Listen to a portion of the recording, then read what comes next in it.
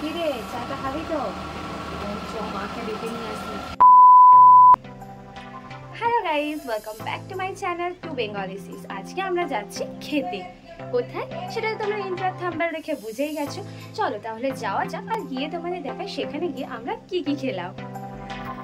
দাঁড়াও, খাওয়া দাওয়ার আগে তো সাজতে হবে, যে কারণে সকাল সকালে আমরা চলে এসেছি পার্লারে। বাড়িতে তো আজকে অনেক লোক আসবে, একটু না সাজলে হয়? তারপরেই আমরা পার্লার থেকে রেডি হয়ে তাড়াতাড়ি চলে আসলাম মামার বাড়ি। এখানে এসে অনেক কাজ করার পরে আমরা তো খেতে বসে গেছি। উফ, খেতে বসেও আমার শান্তি নেই। আমার বৌদি আমাকে এত হাসাচ্ছিল, আমি খাবো কখন হাসবো কখন ভেবেই পাচ্ছিলাম না।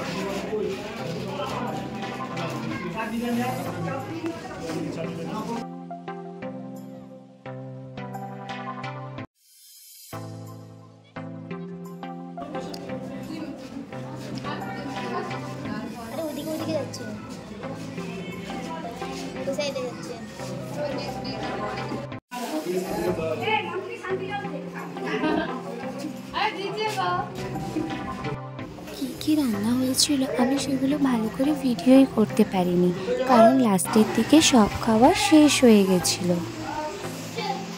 সবাইকে খাওয়ানোর পরে আমরা একদমই লাস্ট ব্যাচে খেতে বসেছিলাম।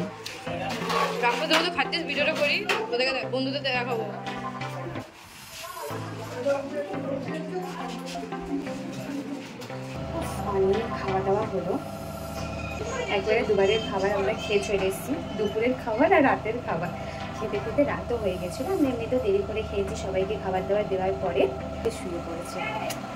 বাবা, ঘর দোর অন্ধকার করে শুয়ে পড়েছে, পেছনে আমার বোন।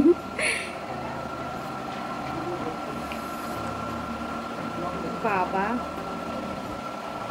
দেখ কি অবস্থা, আমাকে ছেড়ে এসে ও নিজে ঘুমিয়ে পড়েছে। আরে চাটা নিয়ে এসছি, খাবি তো? এই নাকি কি হলো ভাই, কি হলো? কি রে, চাটা খাবি তো? এই রাকিদের কি হয়েছে?